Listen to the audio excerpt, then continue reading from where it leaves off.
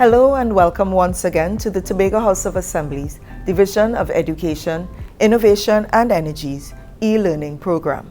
My name is Kimmery Richardson Thomas and I am your facilitator for CSEC English A. Today we're going to be looking at a lesson prepared by Cherise Taylor of Roxborough Secondary School in Tobago, and we're going to focus on expository writing with specific emphasis on reports. So let's go. At the end of this lesson, students will be able to define and state the purposes of a report, explain the different types of reports, explain the structure of a report, compose a report based on a stimulus, and respond to multiple choice questions based on reports. To begin, purposes of reports. Reports can be written for various purposes, and these include writing to inform, to investigate, to provide an update, to explain, to justify, to recommend or propose, to analyze, or to evaluate. These are different areas of report writing and different reasons that a writer can find themselves needing to write a report. If you want to present information for purposes of information writing, you can decide to write a report that is aimed at giving information. You want to allow the reader to know more about a particular thing. When you're writing to investigate, you want to be able to provide details. You want to provide details about a situation or an incident. To provide an update, similar as providing details again about an incident. We write to explain a situation, again detail providing, and to justify. When you write a report to justify, it is because you want to provide information that proves a point, or you want to be able to supply more information, more detail to support an argument. You want to recommend or propose, so you want to provide a suggestion or propose an idea or propose a plan, and you want to write a report that shows a breakdown of how this can take place. A report can be done to analyze, and this is a deeper level of report writing. It's more critical. You're looking at the information that's being presented in a more analytical, detailed manner. And you can also write to evaluate, and you're breaking down information for all its various parts, and then presenting information based on the parts, and then putting it together holistically. There are different types of reports, and we're going to explore these in more detail during the course of this lesson. So you have informative reports, field trip reports, investigative reports, accident reports, eyewitness reports, evaluation reports, newspaper reports, progress reports, proposal reports. It may sound like a lot, but let's take a closer look at each one, looking at what they entail, what they're composed of, so we have a better idea of the various differences. But bearing in mind that in all of these examples, they maintain the expository writing format for report writing. The newspaper report.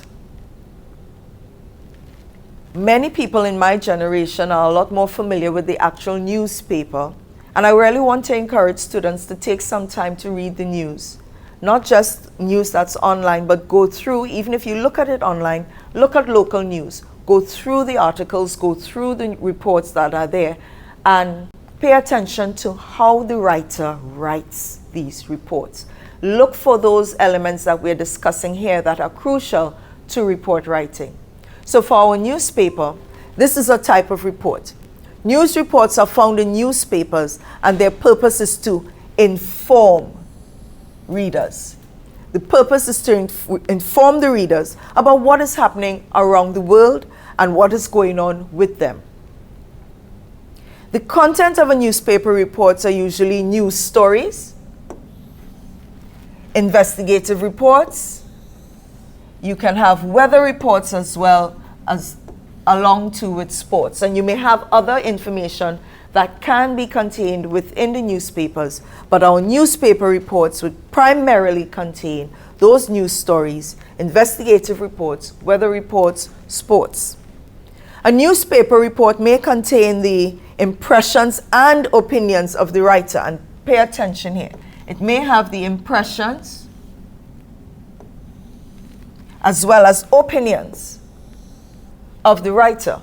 It may also be objective, meaning factual, or it may be a combination of fact and opinion. And we need to touch on this because one of the elements of report writing that we usually speak about is that it should be factual. What we're saying here with the newspaper report is that you may find articles, you may find reports within the newspaper that may be a combination of fact and opinion. A second type of report would be the eyewitness report.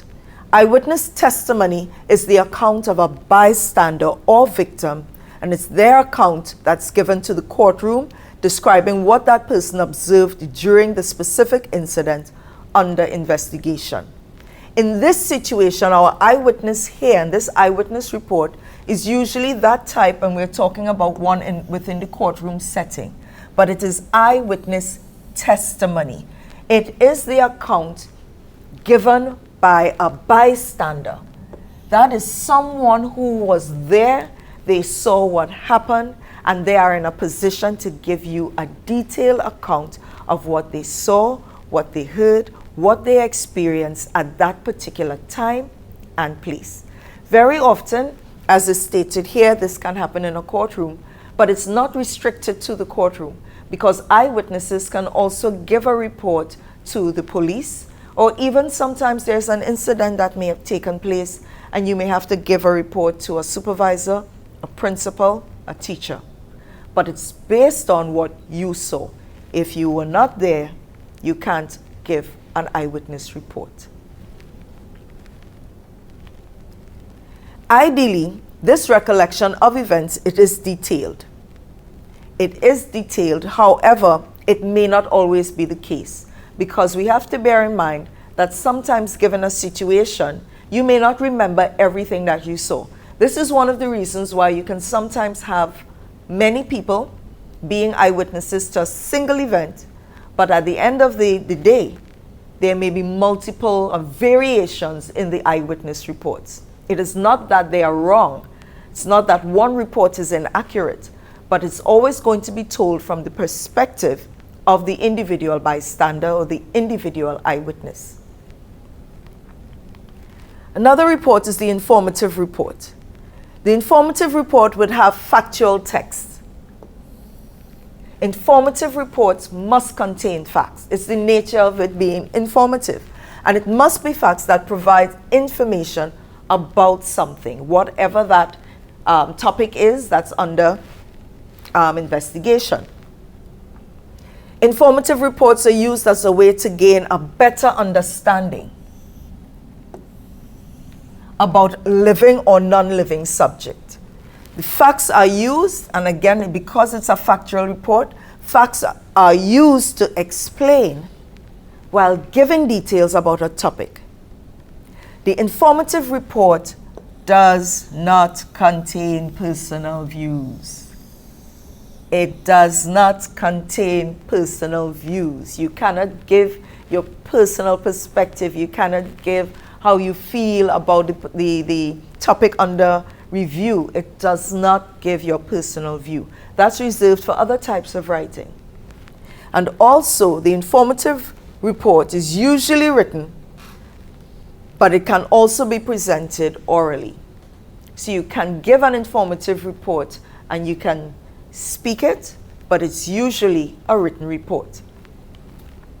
We have field trip reports. You go on field trips, you have class trips, you go to visit somewhere for your particular subject, and you get back and you want to write a report, or you may be asked to write that report. The field trip report will document what you saw and what you did. What you saw, what you did. you're given an account, again, similar to the eyewitness report, you have to be there. You have to be there. You have to have seen what took place. You would have been involved in the activities. And you can only give a field trip report based on you actually being there and being involved in what took place. The emphasis is on the educational value of the trip. And we stress this here, it's the educational value. And I know students, when you go on field trips, I was a student once, you enjoy being able to go somewhere different, experience it, and you're excited about that. But remember this, field trip reports are educational. Sorry to burst that bubble. They're always going to be educational, and you have to give an educational account.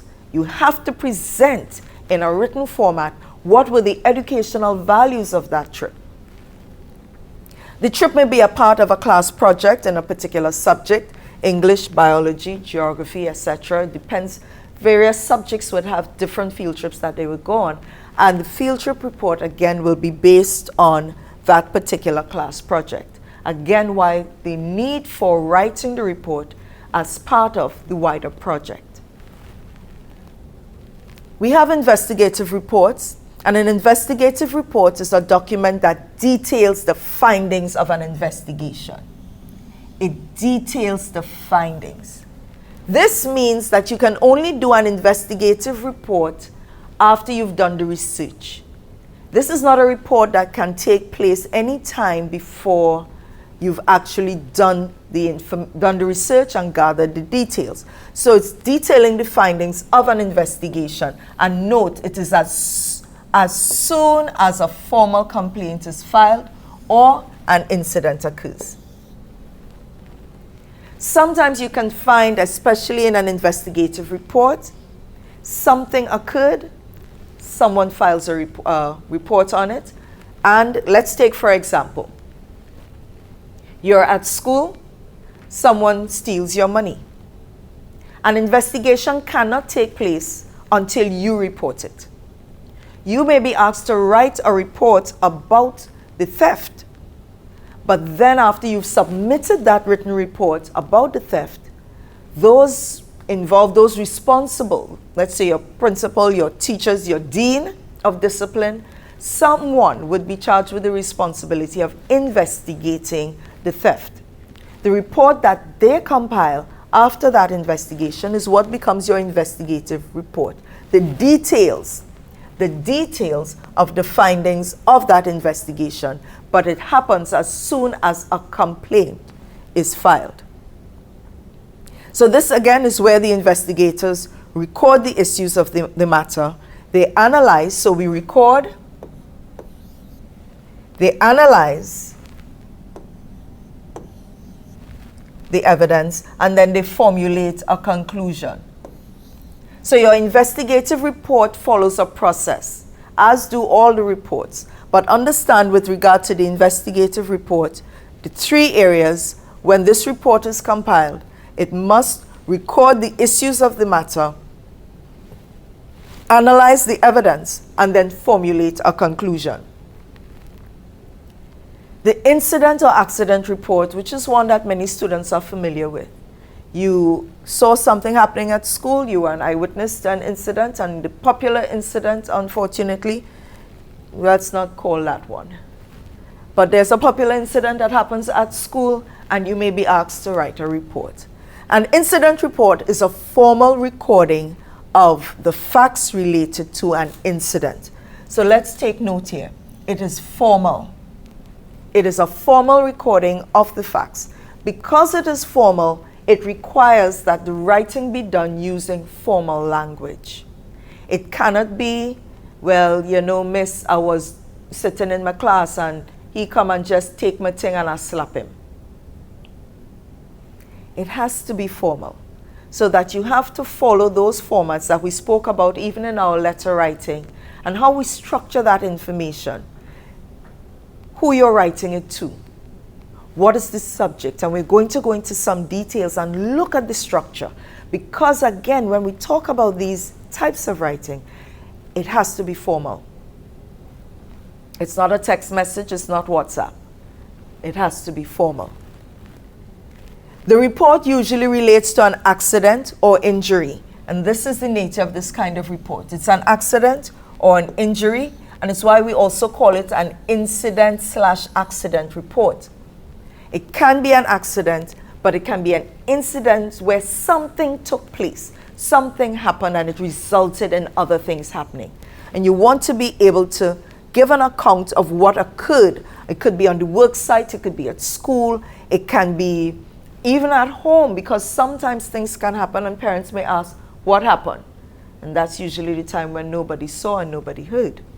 Nonetheless, that report has to relate to an accident or injury that has occurred in the work site. It could be at school, but it can also pertain to any unusual work site occurrence, especially near misses. And when we say work site here, it's any environment where you're engaged in doing something productive.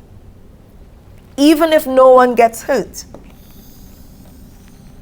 but there was the potential for injury, and this is what we mean here by near misses. Even if there were no injuries, nobody bled, nobody was injured, but there was a potential, it could have happened, there's still the need to write a report so that preventative measures can be put in place so that nothing untoward happens later on. The evaluation report is an assessment of certain topics or subjects typically conducted for a specific purpose. It is for a specific purpose. You're doing an evaluation that contains an assessment of certain topics for a specific purpose. In the simplest sense, this is a document which reports the results, the findings, interpretations, conclusions, or recommendations derived through an evaluation. This really talks about breaking down all of the information and presenting it in a new way. Everything that may have taken place, or you may have gone through some data, some information, whatever the case, when you've done that, you're going to write a report looking at the results, findings, what were your interpretations, and this is a place where you can bring some of your own experience into bear, because the interpretation will be based on what you found. Based on what you found, this is what you believe it to mean. You give conclusions and also provide or suggest some recommendations through an evaluation. The progress report is an assessment that takes place during a project or a process, and it conveys details such as what sub-goals have been accomplished, what resources have been expended, what problems have been encountered, and whether the project or process is expected to be completed on time and within budget. And progress reports are used by management to determine whether the changes are necessary to an ongoing effort. Within a company, within a business organization, or any type of organization, even within your schools, some of you may be in clubs and groups that may have executives. You have a project, and it's not just a case where you're told, go and do XYZ, and then we're just waiting to see it happen. Progress reports are very important tools that managers and organizers and group leaders, team leaders have to help them evaluate how well this project is doing before waiting on the conclusion. That way you're able to determine if there are things that need to be fixed, situations that can arise that may delay the actual project. You have a proposal report, and the proposals are usually written documents used when making a request, when making an offer, or when urging someone to take action. You want to go to your principal and you want to ask that, that there's longer break time. You may think that 15 minutes is not sufficient for all students to be able to go to the cafeteria, use the washrooms, and anything else like that. So you write a proposal to the principal to make a request. You're making a request or making an offer You want the principal to take some action to adjust the time that's been allotted for break, for recess. So for example, a proposal can be used to request permission from a person in a position of authority. Similarly, a proposal can be used to offer a service to a potential client, letting them know what you are in a position to offer them. Business proposal reports are documents that propose an idea or an approach to solving a problem or an issue. And this could be anything from an idea to solve excessive spending within the company or a strategy to launch a new marketing campaign. So the components of a report. We looked at different examples. So let's take a look at what are some of those elements that you can find within your report. The report would have the address of the person writing the report. And we had gone through before, in a previous lesson, we looked at the structure of our letters. Reports have similar structures in terms of the components, but the content may vary depending on the topic or issue being reported on. So you want the address of the person who's writing the report. Some reports may or may not contain this, but for a standardizing approach, a standard approach, let's say you include the address of the person writing the report. You're sending the report to someone, put your address. Have the date, then the title and address of the person the report is addressed to. You want to include the heading, the title, or what is also known as the subject. It is important when you write the report, you must include what this report is about. And this goes to the top of your page in bold or underlined because it must catch the reader's attention. They must be able to determine before going into the details of the report what this is about. The body of the report, and I put this in bold. And I'll tell you why. At the primary level, students also have to write reports. At that level, students are told to just focus on the body of the report. At the primary level, they just focus on this part. But for your purposes at the CSEC level, it is important that we see all of these other elements here. You need to include all of these other elements, especially your heading and title. It is important to make sure you understand the components of the body of the report. We're going to look at it. But bearing in mind, some of you may have learned to do report writing at primary level and so on. But at this level, this is 5 years later, you're more advanced. So there must be more detail because you're being prepared to write these for the world of work. And then you want to have your complementary close. Let's see how all of this works out for an actual report. The structure of the report. You want to have your introduction. The introduction should give you the topic, its background. It should identify the specific problem. So you want the topic, present a background, identify the specific problem within that topic area that you are investigating. And the introduction should also define any important terms used. We include here that the introduction should have a brief statement of the 5 W's. Your introduction should talk about your who, your what,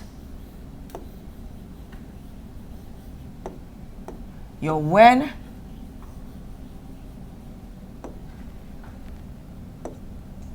where, sometimes why, but you may not always have the why within the report. But when we talk about our 5 W's, your who, what, when, where, and why. So these should be briefly indicated, briefly stated within your introduction. Additionally, when we move from the introduction, we're talking about the body of the report. The body should be the treatment of the problem, and you're treating it here. What took place? You're going into some detail. It's the treatment of the problem divided into different aspects. So it's a definition of the problem, an analysis of the features of the problem, the stages, what happened first, what happened second, what happened next.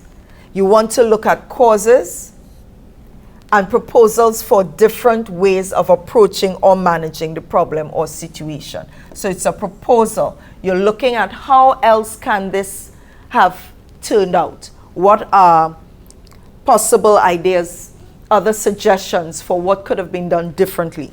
So you want to include this within the body. After you've done your introduction, you're going into some detail here. And then you want to be able to have a conclusion.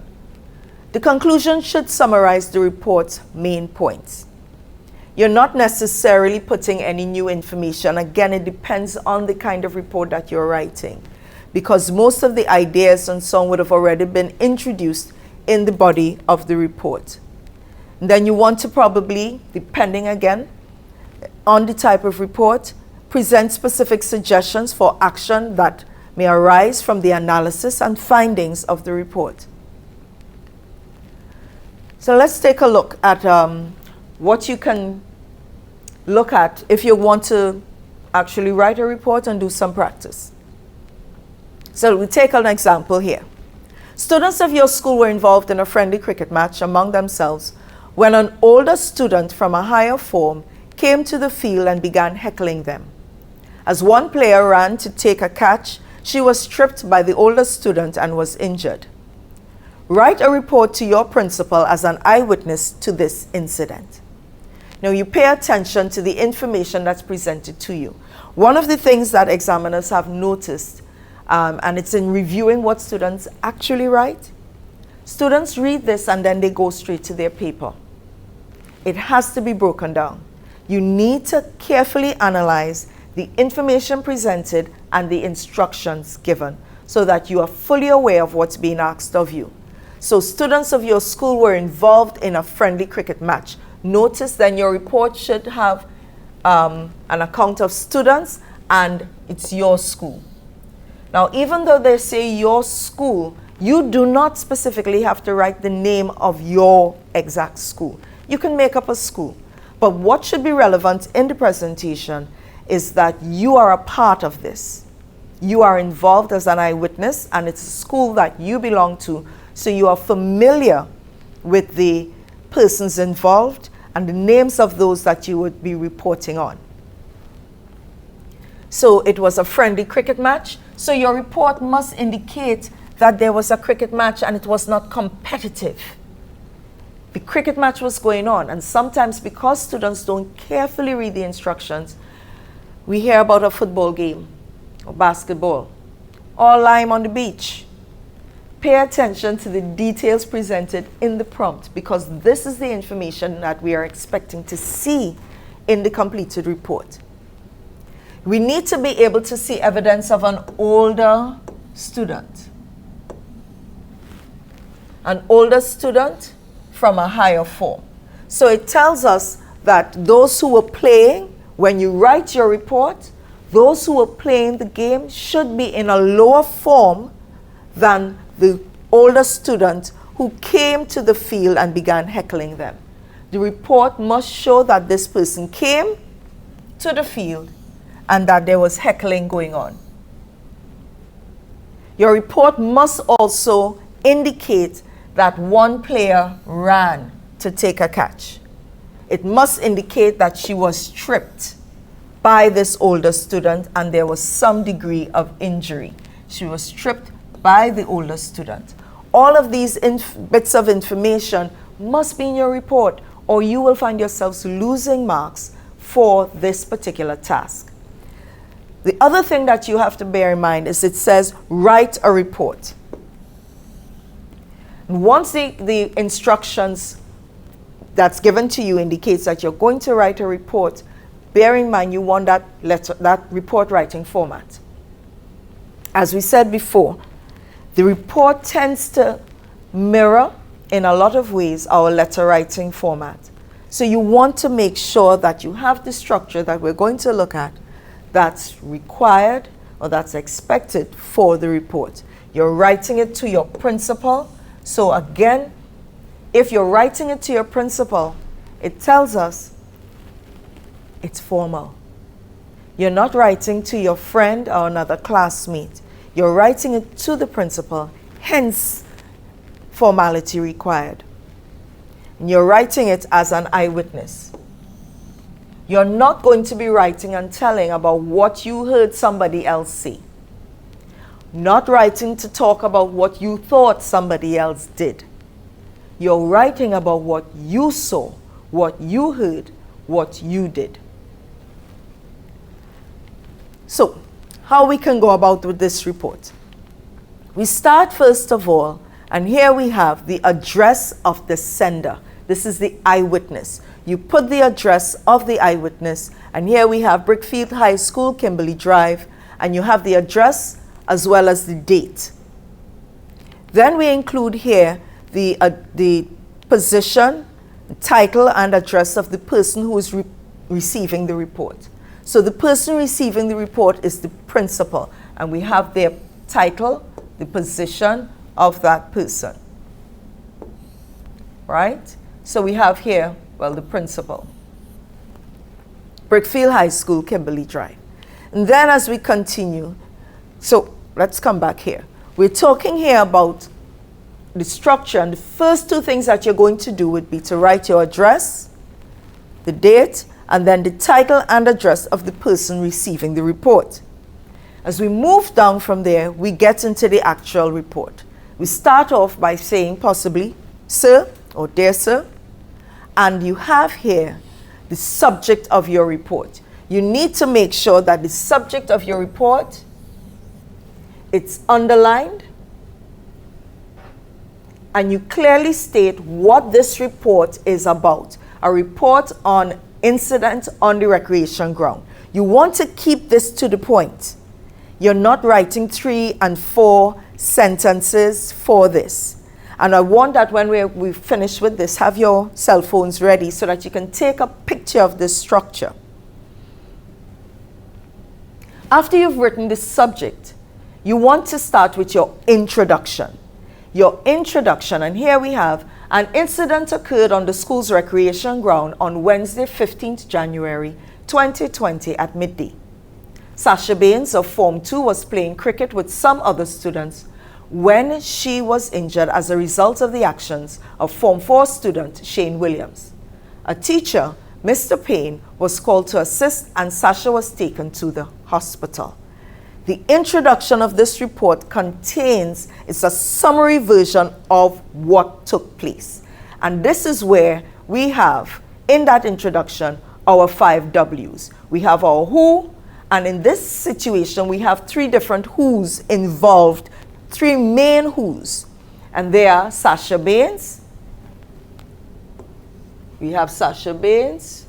We have Shane Williams. And we also have a teacher, Mr. Payne. So we have 3 who's. Apart from your who, we need to have our what. The what that we're looking at here is an incident. It's the what of our report. An incident occurred. Where did it occur? At the school's recreation ground. When did it occur? And your when in your report must be a combination of your date and time. So it's Wednesday the 15th of January 2020 at midday. You cannot write the report and only give a date. There must be a breakdown of exactly what time this occurred on that specific day. So we have our who, our what, our where, and our when, but we do not necessarily have a why. Usually you're going to find that in some cases when you're writing the report, why a particular incident took place may be beyond the scope of understanding of the eyewitness. It may call for assumption, and we're not making assumptions in the report. After you've written the introduction, you go on to the body of we're looking at the body now of the report. During the lunch period on Wednesday, And here we're putting Wednesday because the actual details about this Wednesday had already been stated in the introduction. So we knew that based on the introduction, and if we just flip back here, in our introduction, we spoke about Wednesday, the 15th of January, 2020. So when we get here, we know that this Wednesday is speaking of that particular Wednesday, the 15th. So during the lunch period on Wednesday, the girls of Form 1 were engaged in a friendly cricket match with the girls of Form 2. Shane Williams, a student of Form 4, and Gary Moore, a student of Form 3, entered the field and began heckling the girls. Sasha Baines, one of the Form 2 players, ran to take a catch. At that time, Shane ran towards her, tripped her, and caused her to fall. As a result, her mouth struck Shane's boots and subsequently began to bleed. This here is the detail. We're looking here now at the second paragraph, which gives supporting details. These are the supporting details that would have complemented or supported the information presented in our introduction. And now it tells us exactly what took place for the purposes of our report. We have more information about the people who were involved and specifically more details about exactly what took place. Then we have in our conclusion, our third paragraph, what took place afterwards. So we found out what caused the injury, what caused the incident, the background surrounding the incident. Then we have Gary tried to stop the bleeding with his handkerchief, but he failed.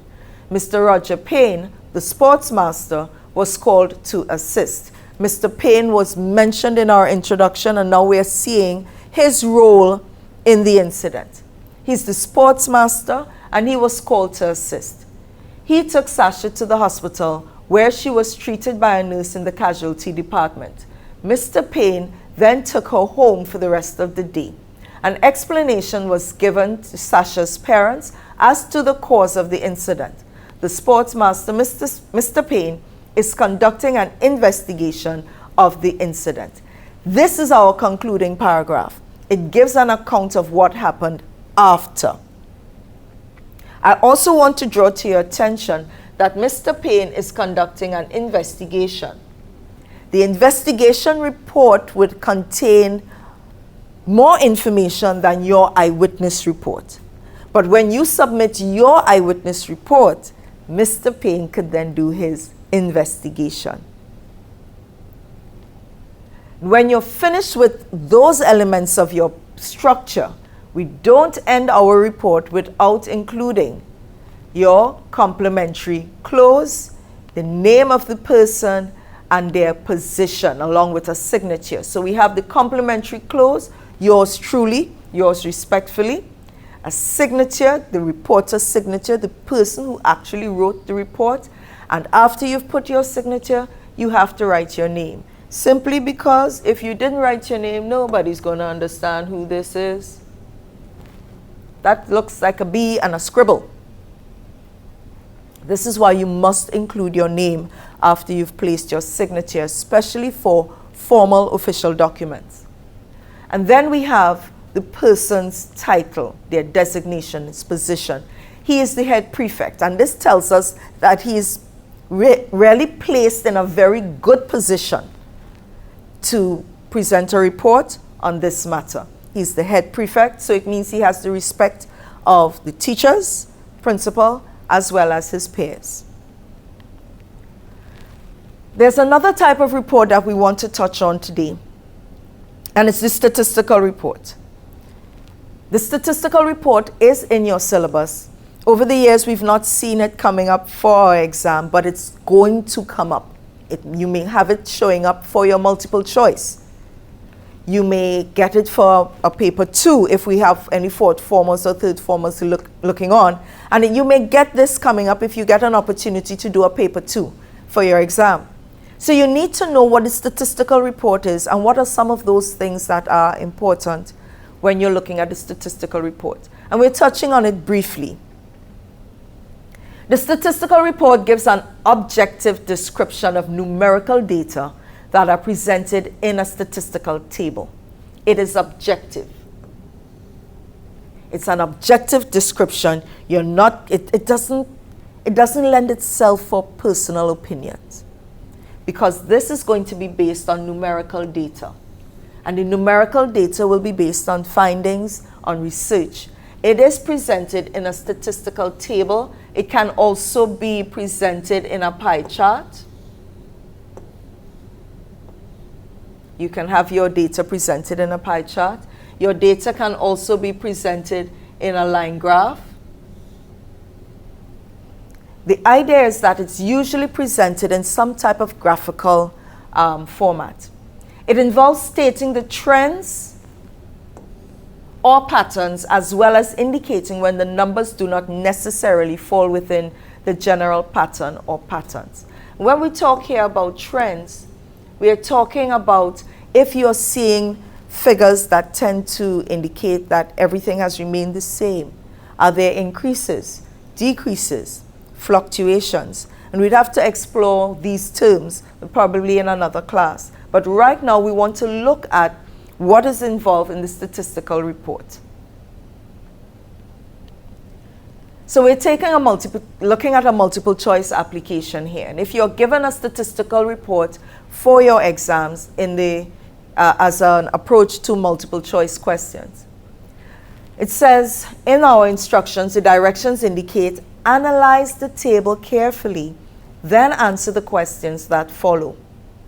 And the heading for this table is Types of Abuse Experienced by Women in Sao Paulo. So we want to look at our table in some detail here. Your table here has information coming down this way, as well as we have some information at the top here. Along this end, we have different types of abuse. Emotional abuse, sexual abuse, physical abuse, threats of violence, psychological abuse, and financial abuse. I'm asking for you to take a picture of this screen because we're going to look at some multiple choice questions, and I'd want you to have the actual screen in front of you so that you can be able to reference the table as we look at the questions. Then at the top here, we have different years, consecutive years, 4 different consecutive years. We have 2014, 2015, 2016, and 2017. So we are looking at types of abuse that women in this place, Sao Paulo, would have experienced over a 4-year period. Then within the body of our table, we have our figures. The figures are detailing what percentage of the female population experience the respective types of abuse. So we can see here a breakdown in numerical form of what women experience different years in the different types of abuse. So I'm hoping that by now you've gotten your picture. So let's take a look at some questions. And this is a look at some possible questions you can have for multiple choice. So, first question. The table shows the types of abuse experienced by women in Sao Paulo, and it's asking, is it monthly? Is it over a 4-year period, biannually, or centennially? You need to be able to know, and this is a vocabulary type of question as well. Monthly, you know that, well, I don't want to assume. If the table is a monthly account, when we go back to, when you look at your table, at the top where we have those years, instead of years, you would have months. So we know it's not a monthly account. B says over a 4-year period. Look at your table. You look at the top and we see 2014, 2015, 2016, 2017. You're looking at your table. Biannually means what? Every 2 years.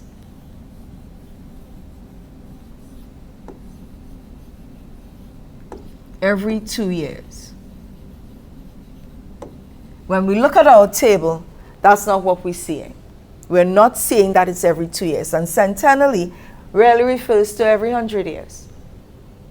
But when we look at our table, if we look at all of the options that we are presented with, we can clearly see that B, because we have 2014, 2015, 2016, and 2017, we have 4 consecutive years, and it's a 4-year period. So our answer here is B. Could look at another question. What was the highest form of abuse in 2017? And the options are financial, psychological, sexual, or physical abuse. Again, looking at the picture that you took on your phone, if we look back at our chart and we look and see what the figures look like, you're looking for where it is. And I want to really go back.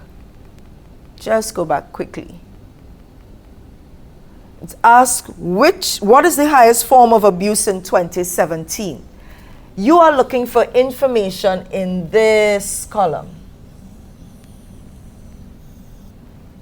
And this is, in Statistical Report, is really where your mathematics skills would come in. You really need to, apart from being able to determine which is the largest number. Some of the questions may require you to do a little more than just identify the largest number. So that question asks, what is the highest form of abuse in 2017? And when we look at our figures, clearly we can tell that 42 is the largest number, and 42 falls into the physical abuse category. So what we have here in our second question, what was the highest form of abuse? And we're able to determine, based on looking at our chart, that physical abuse was the highest form of abuse for 2017. A third possible question using statistical reports, 100% increase was reflected in which form of abuse from the period 2015 to 2016. Now, when they ask for 100% increase, 100% increase means what? You're doubling your figure. 100% increase. A 100% increase would mean 100 or whatever your figure is. So that would be X plus X. That is what's going to give you your 100% increase. And I know that you explored looking at who X is and what X does in your math classes. So when we're looking at it for statistical report, you go back to your table, and what you're looking for is, where do you see in 2015 one figure, but in 2016 the figure has doubled? And that's your 100% increase. And when we look at the table and you took your picture, in that period 2015 to 2016, threats of violence had 100% increase, because it increased from 5% in 2015 to 10% in 2016. That represents a 100% increase. Another topic, another question can be, which type of abuse decreased consistently from 2015 to 2016? Threats of violence, physical abuse, emotional, or psychological? This question actually requires you to do some math. You're going to have to look at those figures and do some minusing and see which one has the, and it says which abuse decreased consistently. And you have to look at which one had a more consistent decrease in the numbers from 2015 to 2016. Look at it for that period, do the minusing, and which one had a wider jump. And when we go through that, and I'm asking you, look at your table, do the math, do the minusing, which one had a decrease that was more consistent from 2015 to 2016? Emotional. C. We want to look at two final questions. Which two types of abuse had the same percentage rating in 2015? When we look at your chart, and you're supposed to have that saved as I asked you to do, which two types of abuse had the same percentage rating in 2015? Psychological and financial, emotional and financial, physical and emotional, sexual and physical. Again, if you look at your chart and we have 2015, you're going to see in your chart that there were two types of abuse that had the same figure. So our answer here is A, because in 2015, both of them had 7%. Again, this is information clearly seen in the data, in the table. And our last question, looking at the statistical reports, which of the following types of abuse can result in bodily harm? Now this question, the information is not stated in the chart. It calls for inferencing, it calls for an understanding of what the words mean and how do you understand these types of abuse to be inflicted. So, which of the following types of abuse can result in bodily harm? Emotional, financial, sexual, or psychological? And if we look carefully, we can clearly determine that our answer is C. This type of abuse is physical. It is physical abuse that is of a sexual nature, whereas the emotional, psychological, and even financial abuse will take the form of a mental type of attack on a person's psyche. So, we've looked at how we can approach our statistical reports and our report writing, so that we've come to the end of the session, and it is anticipated that you are now able to define the term report, restate the purposes of the report, explain the different types of report, explain the structure of the report, and compose a report based on a stimulus. Our next topic will be article writing, and again I want to personally thank you for staying with me as we explored expository writing with an emphasis on report, and ask you to tune in once again and join us as we explore our CSEC English A at the Tobago House of Assembly Division of Education, Innovation and Energy's e-learning program.